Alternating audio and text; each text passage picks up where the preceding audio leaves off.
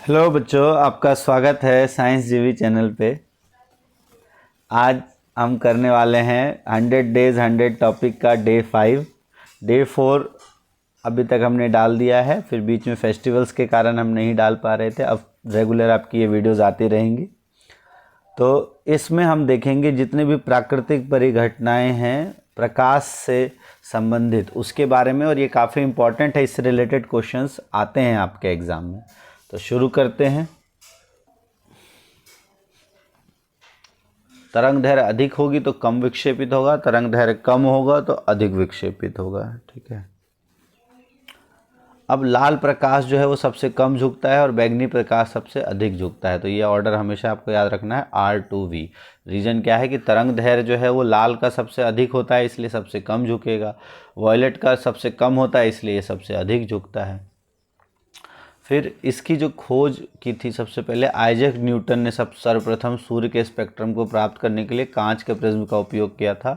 और एक दूसरा प्रिज्म जब उन्होंने इसके सामने रखा तो क्या देखा कि ये दोबारा सफ़ेद रंग में परिवर्तित हो गया। तो इससे दूसरा सर्वसम प्रिज्म पहले प्रिज्म के उल्टे दिशा में रखा तो देखा कि श्वेत प्रकाश का किरण फिर सफ़ेद किरण में निकलने लगा। तो इससे यह निष्कर्ष निकला कि सूर्य का प्रकाश 7 वर्णों से मिलकर बना होता है। ठीक है, तो ये तो था आपका, और यहाँ से क्वेश्चन काफ़ी आता है। फिर है प्रिज्म द्वार से प्रकाश का अपवर्तन। अभी हमने पढ़ा विक्षेपण, अब हम पढ़ेंगे अपवर्तन। तो जब भी प्रिज्म जो है वो क्या होते हैं, इसके 2 त्रिभुजाकार आधार होते हैं और 3 आयताकार पार्श्व पृष्ठ होते हैं।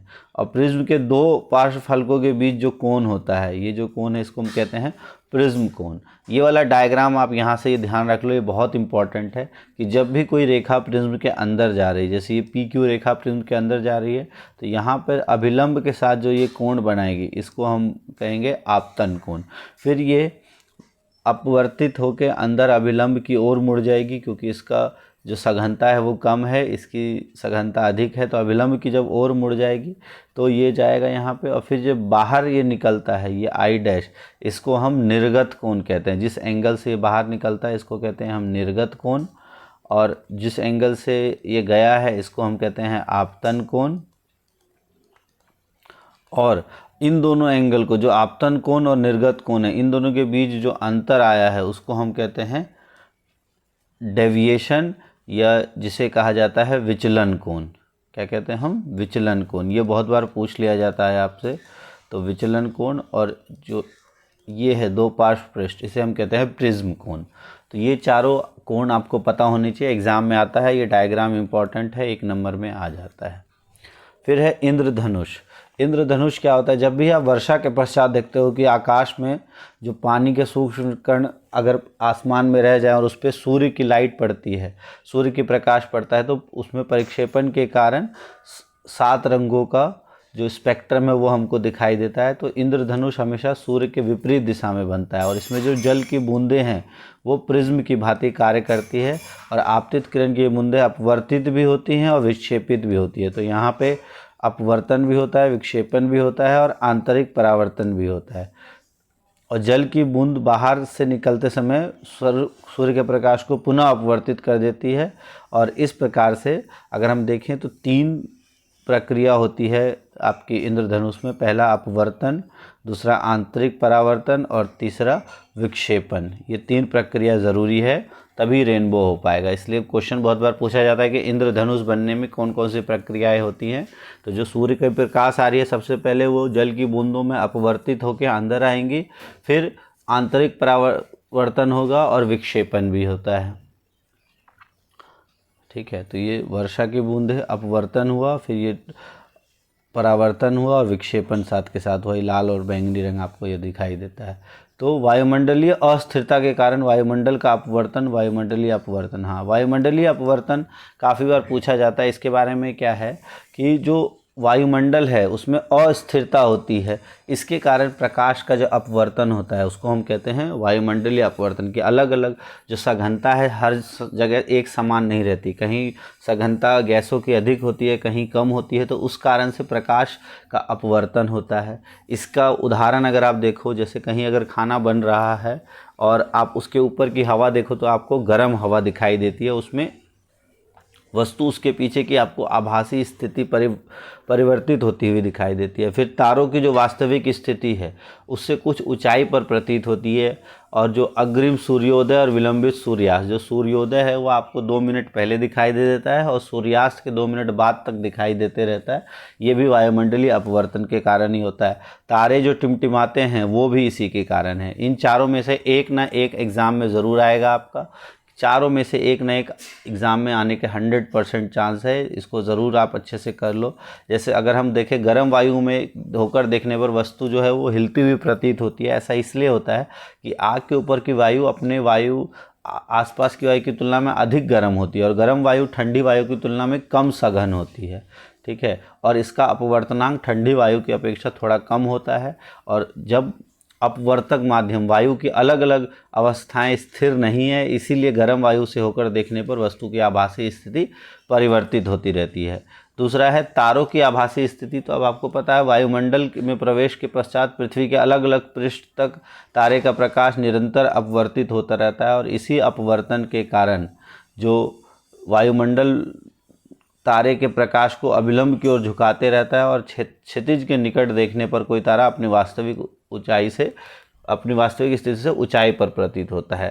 ठीक है, जैसे यहाँ से अगर देखें तारा का किरण का मार्ग ये है, लेकिन अपवर्तन के कारण हमको दिखाई देता है यहाँ, तो थोड़ा सा ऊंचा प्रतीत होता है। तीसरा है अग्रिम सूर्योदय और विलंब सूर्यास्त। तो वायुमंडलीय अपवर्तन के कारण सूर्य हमें सूर्योदय से लगभग 2 मिनट पहले और 2 मिनट बाद तक दिखाई देने लगता है। फिर तारों का टिमटिमाना, तो ये भी वही है कि प्रकाश का तारे जो है वो बहुत दूर है और बिंदु स्रोत के समान है और वहाँ से आने वाली प्रकाश बीच बीच में अपना माध्यम परिवर्तित करती रहती है। इस कारण से उनका थोड़ा थोड़ा मार्ग परिवर्तित होता है और स्थिति विचलित होती रहती है और आँखों में प्रवेश करने वाले तारों के प्रकाश की मात्रा झिलमिलाती रहती है। इसके कारण कोई भी तारा कभी चमकीला प्रतीत होता है तो कभी धुंधला, और इसी को हम टिमटिमाहट या टिमटिमाना कहते हैं। अब नेक्स्ट है प्रकाश का प्रकीर्णन। ठीक है, विक्षेपण होता है 7 अलग अलग रंगों में विभाजित होना। प्रकीर्णन होता है प्रकाश का फैल जाना। तो प्रकीर्णन में सबसे पहला है टिंडल प्रभाव, कि जब भी कोई प्रकाश का किरण वायुमंडल के छोटे छोटे कण जैसे धुआं, जल, इन सब के कणों के साथ टकराता है तो वो लाइट जो है वह किरण पुंज का मार्ग दिखाई देने लगता है और ये कोलाइडल सॉल्यूशन में होता है। अगर आपने देखा होगा 9th क्लास में आपने पढ़ा होगा, कोलाइडल विलयन जो है वो प्रकाश के प्रकीर्णन कर देता है और इस परिघटना को टिंडल प्रभाव कहते हैं। जैसे अगर आप धुएं से भरे किसी कमरे में एक छोटे से छेद से लाइट निकालो तो आपको दिखाई देगा उसके मार्ग में अलग अलग कण, या घने जंगल में आप सूर्य का प्रकाश जब गुजरता है तो टिंडल प्रभाव दिखाई देता है, या अभी ठंड के समय में भी आपको टिंडल प्रभाव अपने आसपास दिखाई देगा। ये एक नियम है रेले का नियम। ये क्या कहता है कि प्रकीर्णन जो है वो तरंग दैर्घ्य के 4 घात के इन्वर्सली प्रोपोर्शनल है। तो जिसकी जितनी तरंग दैर्घ्य होगी, जिसका अगर हम देखें तो इसकी पावर 4 के प्रकीर्णन इन्वर्सली प्रोपोर्शनल है। इसे हम कहते हैं रेले का नियम। इसका मतलब कि जो प्रकीर्णन है जिसका तरंग दैर्घ्य जितना कम होगा उसका प्रकीर्णन उतना ही अधिक होगा, और जिसका तरंग दैर्घ्य जितना अधिक होगा उसका प्रकीर्णन उतना ही कम होगा। तो अगर हम देखें तो प्रकीर्णित प्रकाश का वर्णन, अब अत्यंत सूक्ष्म कण जो है वो मुख्य रूप से नीले प्रकाश को प्रकीर्ण करते हैं, मतलब फैला देते हैं। बड़े आकार के कण अधिक तरंग दैर्घ्य के प्रकाश को फैलाते हैं, और यदि प्रकीर्णन करने वाले कणों का साइज़ बहुत अधिक है तो वो सफ़ेद प्रकाश प्रतीत होता है। ठीक है, क्वेश्चन अब यहाँ से 2-3 क्वेश्चन है इंपॉर्टेंट आता है, इनमें से कोई एक ना एक आ जाता है कि खतरे का रंग लाल क्यों होता है, क्योंकि लाल रंग सबका तरंग दैर्घ्य अधिक होता है। और अभी हमने रेलेग का नियम पढ़ा कि जिसका तरंग दैर्घ्य अधिक होगा उसका प्रकीर्णन कम होगा और हमको दूर से दिखाई दे देगा। कोहरे और धुएं में सबसे कम प्रकीर्णन होता है और इसलिए दूर से दिखाई दे देगा। स्वच्छ आकाश का रंग नीला क्यों होता है, क्योंकि जो आकाश है वायु का अणु बहुत छोटे छोटे कणों से मिलकर बना है और तरंग दैर्घ्य काफ़ी कम होता है, और ये नीले प्रकाश को जो तरंग दैर्घ्य है पूरी तरह से उसको फैला देता है। लाल रंग के वर्ण के प्रकाश की तरंग दैर्घ्य इसकी अपेक्षा 1.8 गुना होती है, और जब सूर्य का प्रकाश वायुमंडल से गुजरता है तो वायु के सूक्ष्म कण लाल रंग की अपेक्षा नीले रंग को अधिक प्रबलता से प्रकीर्णन करते हैं। आसानी से उसको फैला देते हैं, इसलिए नीला रंग हमारे आँखों में प्रवेश करता है। ऊंचाई पर उड़ते हुए यात्रियों को आकाश काला क्यों प्रतीत होता है? क्योंकि वहाँ वायुमंडल नहीं होता और प्रकीर्णन नहीं हो पाता है सही से। फिर है बादल सफ़ेद क्यों प्रतीत होते हैं? तो बादल में क्या है, पानी की बूंदें होती है और ये पानी की बूंदें तरंग दैर्घ्य की सीमा से बहुत अधिक होता है, इनका आकार काफ़ी बड़ा होता है और जब इससे कोई लाइट टकराती है तो वो उसको प्रकीर्णित नहीं कर पाता और इसलिए सफ़ेद रंग हमको दिखाई देता है। ठीक है, या तो समान रंग से प्रकीर्णन होता है या बिल्कुल नहीं हो पाता है प्रकीर्णन, इसी कारण से हमको सफ़ेद रंग दिखाई देता है। उसके बाद है ग्रह क्यों नहीं टिमटिमाते? तारे ये हमने पढ़ लिया। तो ग्रह इसलिए नहीं टिमटिमाते क्योंकि काफ़ी नज़दीक है और प्रकाश का बड़ा स्रोत माना जाता है, और बिंदु स्रोतों का संग्रह माने तो प्रत्येक स्रोत द्वारा हमारे आँखों में प्रवेश करने प्रकाश की मात्रा कुल परिवर्तन की औसत मान्य शून्य होगा, जिसके कारण ग्रह नहीं टिमटिमाते हैं। एक तो हमारे पास हैं और हमारे आँखों तक आने में प्रकाश जो है वो परिवर्तित नहीं करता है अधिक मार्ग, इस वजह से टिमटिमाते हुए प्रतीत नहीं होते। तो ये था आपका डे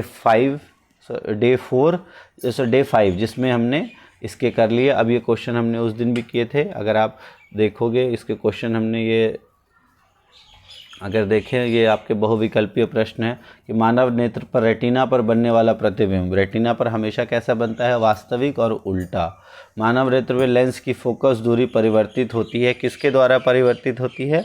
तो पक्षमाभी पेशियों के द्वारा। किसी सामान्य वयस्क के लिए सुस्पष्ट की न्यूनतम दूरी कितनी है? तो 25 सेंटीमीटर।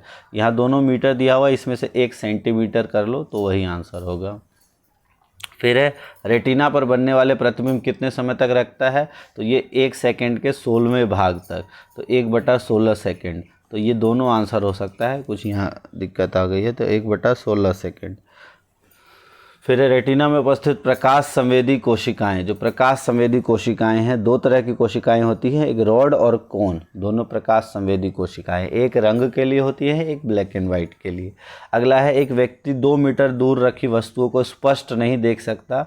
अगर 2 मीटर तो लेंस की क्षमता जिसका उपयोग करेगा और दोष को ठीक किया जा सकता है।